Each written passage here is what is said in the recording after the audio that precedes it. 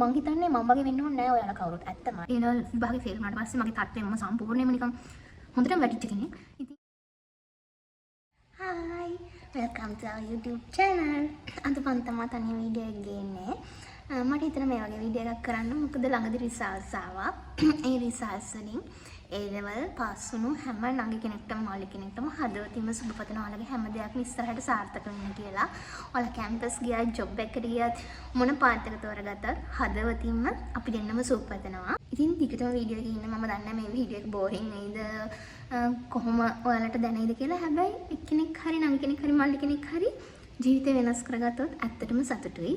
පොඩි හරි උදව්වක් මේකෙන් ගත්තොත්. හරිද? හරි. එහෙනම් ටිකටම වීඩියෝ එකේ ඉන්න.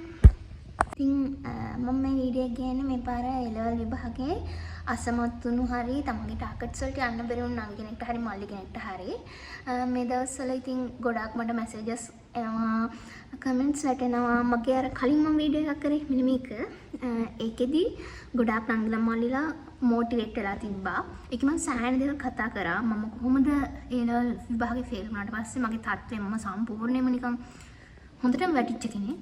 ඉතින් මම ආයේ කරන්න හිතුවා මේ වගේ වීඩියෝ එකක් ළඟදී A level රිසල්ට්ස් ආව නිසා මම ෆෝන් එක අතේ තියන් වීඩියෝ එක කරන්නේ බුරියන්න ඕනේ නැහැ. ඉතින් එහෙම ලොකු තාම උපකරණ එහෙම අපි අරන් නැහැ. ඒ හින්දා පොඩ්ඩක් වීඩියෝ එකේ හෙල්ලෙනවා නම් ගණන් ගන්න එපා ළමයි. මම කියන්න ඕන ටික ඉක්මනට ඔයාලට කියන්නම්. මොකද මේ වීඩියෝ එක බලන නායි කෙනෙක් හරි මල්ලි කෙනෙක් හරි පාඩම් කරන ටයිම් එකකින් පොඩි වෙලාවක් කරන්නේ මේක බලන්නේ.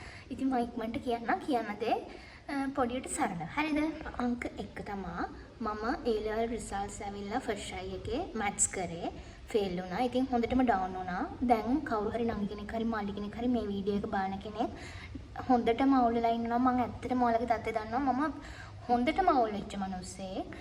ඒ කියන්නේ අර මං හිතන්නේ මම වගේ වෙන්න ඕනේ නෑ ඔයාලා කවුරුත්. ඇත්තමයි. මොකද A level කියන්නේ නිකන් විභාගයක් විතරයි. මට දැන් තමයි ඒක තේරෙන්නේ. මොකද දැන් අපි මම A level කරලා ගොඩක් කාලනේ දැන් වයසින් පාරේ නැතයි අත්දැකීම් තියෙනවා. හැබැයි A level කියන්නේ මගේ මුළු ජීවිතේමවත් A level ගොඩ ගියා කියන වගේ මුළු ජීවිතේම සාර්ථක වුණා කියන එකවත් නෙමෙයි. හරිද? A level A level fail pass වුණොත් ඇත්තට මේක හරි ලේසි ජීවිතේ වලට ගොඩ යන්න පාත් එකක් පෙන්නනවා. පාත් ගොඩක් පෙන්නනවා. හැබැයි අද මගේ යාළුවෝ ඉන්නවා A level ෆේල් වෙලා මාර විදියට ගොඩ ගිහුව මිනිස්සු දැක්කම ඇත්තටම සතුටුයි. ඒක තේරෙන්නේ හැබැයි ටිකක් කල් යනවා. දැන් ඔය A level results ආව ගමන් ඒක තේරෙන්නේ නැහැ. ඉතින් මට ඔයාලට කියන්න ඕනුනේ මම වගේ වෙන්න එපා. A level කියන ඔයාගේ ජීවිතේ එක සම්දිස්ථානයක්, එක එක්ස්පීරියන්ස් එකක් වගේ ජීවිතේ එක අදියරක් විතරයි. ඉතින් ඔයාලා A level අසමත් නම් දුකයි තමයි. ඒ දුක පිට කරන්න මම නම් රුවන්වැලි සෑයෙම සෑහෙන්න ගියා. රුවන්වැලි සෑය ගිහින් මම මගේ හිත පුදුම විදිහට නිදහස් කරගත්තා. ඒ වගේ ඔයාලා කැමති දෙයක් කරලා ඒක මුලින්ම ඔයාලගේ දුක නිදහස් කරගන්න. ඔයාගේ යාළුවෙක් එක්ක කතා කරලා හරි වගේ දෙමව්පියොත් එක්ක කතා කරලා හරි එහෙම නැත්නම් රුවන්වැලි සෑය, කතරගම, දළදා මාලිගාව ඔයාලා කැමති තැනකට ගිහින් මුලින්ම ඔයාලගේ හිත නිදහස් කරගන්න. හරිද? ඊට පස්සේ මම පඬිද දේවල් කියනවා නේ මම කරපු දේවල් කියන්නේ. එක එක්කෙනා කරන දේවල් වෙන සමහර විට කෙනෙක් සින්දු අහන්න පුළුවන්. තව කෙනෙක් එහෙම නැත්නම් ෆිල්ම්ස් බලන්න පුළුවන්. ඕන දෙයක් කරලා මම කියන්නේ ඒ දුක කියන එක සමතයකට පත් කරගන්න. හරිද? දුකින් ඉන්න තියෙන දවස් ගාන පුළුවන් තරම් අඩු කරගන්න බලන්න. මොකද ඊළඟට ඔයා ගන්න ඉන්න ඩිසිෂන් එක ඉක්මනට ගන්නවා. අපහු පාරක් A level කරනවද? එහෙම නැත්නම් ප්‍රයිවට් කැම්පස් එකකට යනවද? එහෙම නැත්නම් ජොබ් එකකට යනවද? මොකක් වුණත් රිසල්ට්ස් ඇවිල්ලා වැඩි දවසක් කාලය ගත නොකර ඒක තීරණය කරන්න.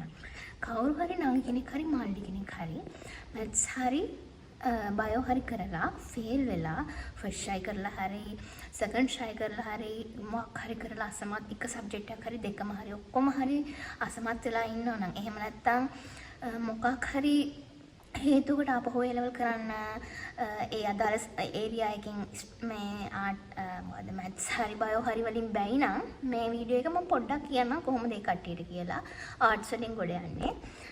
මුලින්ම මට ඉතින් මම මැත්ස් කරලා මගේ S2යි තිබ්බේ. එතකොට මම කරපු වැඩේ තමයි මුලින්ම දවස් 3-4ක් මම සෑහෙන දුක් මේ අඬලා කරලා ඔක්කොම කරලා හිත නිදහස් කරගත්තා. නිදහස් වුණේ නැහැ. ඉතින් චුට්ටක් අර පොඩක් කූල් ඩවුන් වුණා. ඊට පස්සේ මගේ අම්මයි අප්පච්චි කිව්වා මට පොඩි කාලේ ඉඳන් මම ආර්ට්ස් වලට දක්ෂයි. ආර්ට්ස් කියන්නේ මට සිංහල විෂය දාරාවන් මේ පැත්තේ මට තියෙන පුළුවන් සාමාන්‍ය ටිකක්. ඉතින් මගේ අම්මයි අප්පච්චි කිව්වා ඔය ආර්ට්ස් කරන්න කියලා. මම පොඩ්ඩක්වත් කැමති වුණේ නැහැ මුලින්. මොකද මට ඕන උනේ මැත්ස් කරලා සෙකන්ඩ් ෂයි එකේ හරි ගොඩ යන්න. හැබැයි ඒ වගේම මගේ හස්බන්ඩ් ඒකලි බෝයිෆ්‍රෙන්ඩ් එයාත් කිව්වා මේ ඔයාට පුළුවන් ඔයා දක්ෂේ පැත්තට. හැබැයි ඒ කියන්නේ එයා මට එහෙම බල කරේ නැහැ, පුෂ් කරේ නැහැ. මගේ අම්මයි අප්පච්චිවත් එයාවත් මගේ අයියාවත් කවුරුත් මම පුෂ් කරේ නැහැ. ඒ කට්ටියම කිව්වා මම දක්ෂ අර පැත්තට කියලා. මොකද ඒ කට්ටිය මං ගැන දන්නවනේ.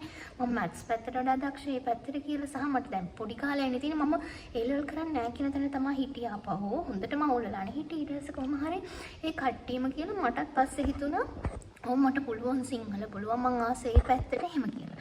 මං ඒ ලෙවල් ආර්ට්ස් වලට මාරු විදිහ හිතුවේ නැහැ මම ලෝය කෙනෙක් වෙනවා කියලා. හරිද?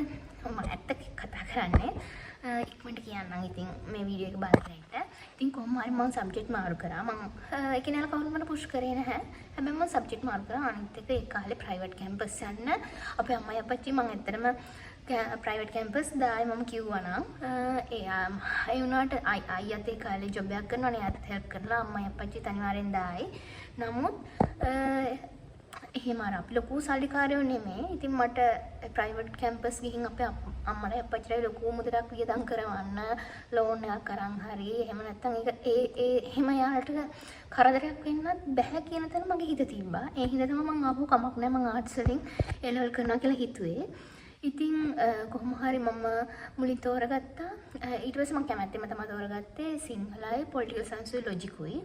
තුනටම ගියේ පොඩි ක්ලාස් වලට. සිංහල නම් ගියේ නැහැ. අපේ අප්පච්චි සිංහල ගුරුවරයෙක් නිසා මම සිංහල ගෙදරින් කරේ. කවදාවත් කිසිම ක්ලාස් එකකට ගියේ නැහැ. මේ අනිත් දෙකට නම් මම පොඩි ගෲප් ක්ලාස් දෙකකට ගියා. ලොජික් අපේ ගෙදරට ඇවිල්ලා කෙනෙක් මුලින් ගන්නවා. හැබැයි අවසාන මාසයක් විතර තියලා එක්සෑම් එකට මම සිලබස් කවර් කරගත්තා. මට ඇත්තටම තිබේ මාස 5ක් 6ක් පොඩි කාලයක් සෙකන්ඩ් ෂයි එකට. ඒ අතර මම ඇස්ලෙඩ හැදුනා. මගේ ආච්චි අම්මයි මමයි අම්මයි අප්පච්චි යනකොට කායක ඇක්සිඩන්ට් වල මගේ අත ලියන්න බැරුව කාලයක් හිටියා. ඇස්ලෙඩ හැදුන ළමයි මට ඒ ලෙවල් එක්සෑම් එකට සෙකන්ඩ් ෂයි දැන් මම ආට් වලින් කරන එක්සෑම් එකට සති දෙකකට විතර කලින් හරියද මට සතියක්ම වැඩ කරන්න බැරි වුණා. ඇස් දෙක අරගන්නවත් බැරි වුණා. හරිද? ඉතින් මම සෑහෙන වැටුණා. මම කියන්නේ මේ වගේ දේවල් අපිට වෙනවා. ඉතින් ඒක තමයි දෛවය. ඒ තරම් මේ අර හැම දේවල් වෙනවා එක්සෑම් කට උඩ තියාගෙන. ඉතින් කොහොම හරි සෙකන්ඩ් ට්‍රයි එකේ මම කීකේ හිටියේ පාඩම් කරපු විදිහේමනේ. පාඩම් කරපු විදිහ ගැන කිව්වොත් එම් පිස්සු වගේලා මම මේ අවුවත් එක කියන්න තියෙන දේවලුත් මොලේ නිකන් කරකුට්ටම් වෙලා තියෙන එකයි. පාඩම් කරපු විදිහ ගැන කිව්වොත් එහෙම ලයිබ්‍රරි ගියා. ඊට පස්සේ උදේ 8:00 ඉඳන් හවස 4:00 5:00 වැඩ කරා. ගෙදර ඇවිල්ලා මම නිදා ගන්නවා. නිදාගෙන 6:00 7ට වගේ හැරලා තමයි හවස. ඊට පැය දෙකමාරක් වගේ නිදාගෙන ආපහු පාඩම් කරන්නේ. අනිත් එක මම ඉතින් කෑවේ නෑ රැට ඒ දවස්වල මට නිදි මත වෙන නිසා. එහෙම ඉතින් පොඩි කැපකිරීම් කරා. පාස් පේපර්ස් විතරමයි කරේ ගොඩාක්. අවසාන කාලේ මාසයක් විතර තියෙද්දී පේපර් ක්ලාස් දෙකකට ගියා. ලොජික් වලටයි පොලිටිකල් සයන්ස් වලටයි. ඉතින් කවුරු හරි නංගි කෙනෙක් හරි මාළි කෙනෙක් හරි ඩවුට් එකක් ඉන්නවා නම් මම ආර්ට්ස් වලට මාරු වෙනවද නැද්ද කියලා. ඔයාලා කැමති නම් ආර්ට්ස් වලින් කරන්න. ඔයාලගේ ඩ්‍රීම් එක ඒ කියන්නේ සමහර ළමයි ඉන්නවානේ බයෝ කරලා ડોක්ටර් කෙනෙක් වෙන්න ආසයි. එහෙම නැත්නම් සෞඛ්‍යංශේ මොකක් හරි රසාවක් කරන්න ආසයි. ඒකේ යාළගේ පොඩි කාලේ ඉඳන් හීනේ. තව නංගි කෙනෙක් හරි මල්ලි කෙනෙක් හරි ඉන්න පුළුවන් ඉංජිනේර කෙනෙක් වෙන්න. එහෙම නැත්නම් මැත්ස් පැත්තේ තව ගොඩාක් පාර්ට්ස් තියෙනවානේ. ඉංජිනේර විතර නෙමෙයි. එහෙම ළමයි චුට්ට දෙපාරක් හිතන්න. මට ඔයාලට කිලිම කියන්න බෑ මම ආර්ට් කරන්නම කියලා. තමන්ගේ අර හීන කියන දේවල් තියෙනවානේ අපි හැමෝටම මේ හින්දා. හැබැයි කාට හරි ඒ ලෙවල් ගොඩ දාගෙන ඒ ලෙවල් ගොඩ දාගන්න තමයි මට දැන් ඕනේ මේ වෙලාවේ. මට කොහොම හරි මගේ අම්මටයි තාත්තටයි මේ හින්දා අනිත් එක තමයි ළමයි අපේ අම්මයි අපච්චි මට පෙන්නුවේ නැහැ. එයාලගේ දුක. ඒක මට මාර විදිහට දැනුණා මම ෆේල් වුණාම. ඉතින් ඒ හින්දා එහෙම ළමයි කියනවා තමන්ගේ අම්මටයි තාත්තටයි කොහොම හරි ඒ ලෙවල් ගොඩ දාලා රජයේ කැම්පස් එකටම කොහොම හරි යනවා. ප්‍රයිවට් කැම්පස් ගිහින් එදෙනට අමතර තව බරක් වෙන්න බෑ කියලා හිතලා හරි අන්න ඒ වගේ ළමයි තමයි මම කියනවා ඉතින් ආර්ට්ස් කරලා ගොඩ යන්න. මාස 5න් 6න් මාස 4න් ගොඩ යන්න පුළුවන්. ආර්ට්ස් කියන්නේ ඇත්තටම ගොඩ දාන්න පුළුවන්. හැබැයි ඔයා වැඩ කරන්න ඕනේ. හරිද? ඒ කියන්නේ මම ඇත්තටම මැත්ස් කාලේ මට හිතුණා අපරාධේ මම තව ටිකක් වැඩ කරා නම් මේක ගොඩ යන්න තිබ්බා කියලා. හරිද? අනිත් එක ආර්ට්ස් කියන්නේ අමාරු සබ්ජෙක්ට් එකක් නෙමෙයි. හැබැයි අංක 1 තමයි ඔයා වැඩ කරන්න ඕනේ. මම මැත්ස් වලදී මේ විදිහට වැඩ කරා නම් මම මේ මාස 6 වැඩ කරපු විදිහට මම අනිවාර්යෙන් මට හිතන ගොඩ යන්න තිබ්බා කියලා කියන්නේ. ඉංජිනේරින් ෆැකල්ටි යන්න නෙමෙයි මට මොකක් හරි ගොඩ දාගන්න තිබ්බා කියලා හිතුණා. මම හිතන්නේ මම වැඩ කරලා නැත්නම් මම මේ පැත්තට ආස නැති නිසා මට දැන් තමයි ඒක තේරෙන්නේ. පස්සේ දැන් හිතද්දි පඬිත කතා කරනවා නෙමෙයි ළමයි මම ඇත්තම මගේ එක්ස්පීරියන්ස් එක කියන්නේ. මම ඒ සබ්ජෙක්ට් එක ඉගෙන තියෙන ආසාවෙන් නෙමෙයි කියලා මට පස්සේ හිතුණා. මොකද මම ආර්ට්ස් වලට මාරුනාට මම මාර ආසාවෙන් වැඩ කරන්න ගත්තා. මොකද මම ඒකට ආදරය කරන නිසා. ඉතින් පස්සේ නම් හිතුණා අපරාධ ෆස්ට් ට්‍රයි එකේම කරා නම් එක අවුරුද්දක් කලින් කැම්පස් යන්න තිබ්බා කියලා කමක් නැහැ. එහෙම තමයි ඉතින් ජීවිතේ අපිට හැමදේම ඒ කාලවලදී ලැබෙන්නේ නැහැනේ. පරක් කළා හරි හොඳම දේවල් ලැබෙනවානේ. ඉතින් මේ කොහොම හරි මට කියන්න ඕන උනේ ආර්ට් කරලා ගොඩ යන්න පුළුවන්. හරිද? ඒකෙන් ඉස්සෙල්ලම සබ්ජෙක්ට් තුනක් තෝරගන්න. ගොඩක් නංගිලා මල්ලා මගෙන් අහනවා මට ඉතින් හරියටම උත්තර දෙන්න බෑ. ඔයාලා කැමති සබ්ජෙක්ට් මොනවටද කියලා මට අයිඩියා එකක් නැති නිසා. කියන්නේ දැන් ඔයාලත් දන්නේ නැහැනේ මුලින්ම. මං කරේ සිංහලයි පොලිටිකල් සයන්ස් ලොජිකුයි. මම ලොජික් තෝරගත්තේ ඇත්තටම එකක් මං මැත්ස් කරපු නිසා මට පොඩ්ඩක් අර ගණපත් ටච් වෙලානේ තිබ්බේ. මට පාඩම් කරනම සබ්ජෙක්ට් තුනක්ම ගන්නවට වඩා ලොජික් කරන එක ලේසි කියලා හිතුණා තිබ්බ කාලේ පොඩි නිසා. අනිත් එක ලොජික් වල තිබ්බ සමහර කැලි මැත්ස් වල පොඩි කැලි තිබ්බා. ඒකෙන් මම ලොජික් තෝරගත්තා. මේ තවත් එකක් තමයි හේතුවක් ඉසෙඩ් එක ගොඩක් වැඩි ලොජික් වල. ඒ කාලේ මම දැන් දන්නේ නැහැ. මම ලියපු එක්සෑම් ලියපු කාලේ ගැන මම කියන්නේ. ඉතින් කොහොම හරි ඒ හේතු හින්දා තමයි මම ලොජික් තෝරගත්තේ. සිංහල නම් තෝරගත්තේ එකක් මගේ අප්පච්චි සිංහල ගුරුවරයෙක් නිසා මට සිංහල පුළුවන් සාමාන්‍ය ටිකක්. ඉතින් පොලිටිකල් සයන්ස් ගැන නම් මෙලොවම තේරුමක් තිබ්බේ නැහැ. මේ කියන්නේ මට කිසිම අයිඩියා එකක් තිබ්බේ නැහැ. හැබැයි මම සබ්ජෙක්ට් මාරු කරාට පස්සේ කලින් අවුරුද්දේ කියන්නේ මම මැත්ස් කරන කාලේ ආර්ට්ස් කරපු යාළුවෝ ලෝ සිලෙක්ට් වෙච්ච යාළුවෝ 3-4 දෙනෙක්ට කතා කරා. හරිද? එකල මම යාළුවන් යවුවා කොහොමද පොලිටිකල් සයන්ස් කොහොමද පාඩම් කරන්න ගොඩක් තියනවාද මුකුත් දන්නේ නැහැ මං එහෙම කියලා.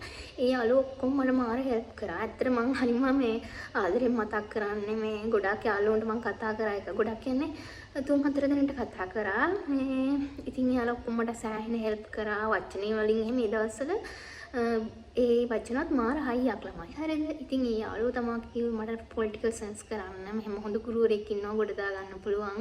පාඩම් කරන්න ටිකක් තියෙනවා. හැබැයි ආසාවෙන් ඉගෙන ගන්න පුළුවන් කියලා. ඒ හින්දා තමයි මම ඒක තෝරගත්තේ.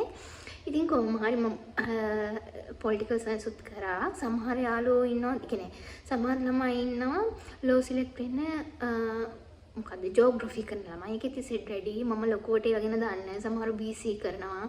සමහර ළමයි මීඩියා කරනවා. ඒ හින්දා ඔයාලා ආර්ට්ස් වලට මාරු වෙනවා. හොඳ සබ්ජෙක්ට් තුනක් තෝරගන්න.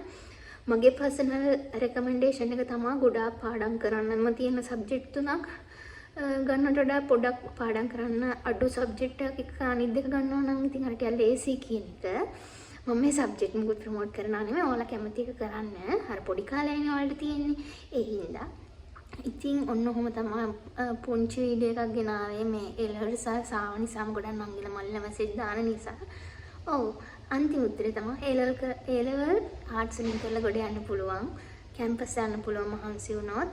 ඉතින් ඔයාලගේ හීන වලට යන්න මට තාත්තට සතුටක් දෙන්න. ප්‍රයිවට් කැම්පස් ගියත්, ගවර්න්මන්ට් ගියත්, ජොබ් එකක් කරත් ඒ දෙන්නට සතුටක් දෙන්න. වගේ අයියට අක්කට ඔයා වෙනුවෙන් මහන්සි වෙන හැම කෙනාටම වගේ පුංචි ස්මෝල් සර්කල් එකේ ඉන්න හැමෝටම සතුටක් ගේන්න ඔයාලට පුළුවන්. හොඳට පාඩම් කරන්න අංගි මල්ලි. මොනවා හරි ප්‍රශ්න තියෙනවා නම් කමෙන්ට් එකක් දාන්න. එහෙම නැත්නම් මැසේජ් එකක් දාන්න. YouTube එකේ TikTok, Facebook ඔක්කොගෙම අපි ඉන්නවා ඩොක්ටර් හබී කියලා. ඉතින් ඔයාලට ජයින් වෙන්න ඕනේ. බයෝ කරන නංගිලා මල්ලාට මොනවා හරි ප්‍රශ්න තියෙනවා නම් ඒත් දාන්න. අයියාගෙන් අහන්න පුළුවන්. මට ඒන අයිඩියා එකක් නැහැනේ. එහෙනම් ඉතින් හැමෝම සතුටින් පරීක්ෂමින් එක්සෑම් එක ලියලා ගොඩ යන්න පාඩම් කරන්න. හැමෝටම ආදරෙයි. ජීවිතේ වැටෙන්නේ කොහොමද තමයි. ඊට වඩා දේවල් මිනිසුන්ට වෙනවනේ. ඒ හින්දා මේක කොහොම හරි ගොඩ දාගමු. එහෙනම් සතුටින් පරිස්සමින් ඉන්න. මට ඊඩියා ගන්න. ආදරෙයි.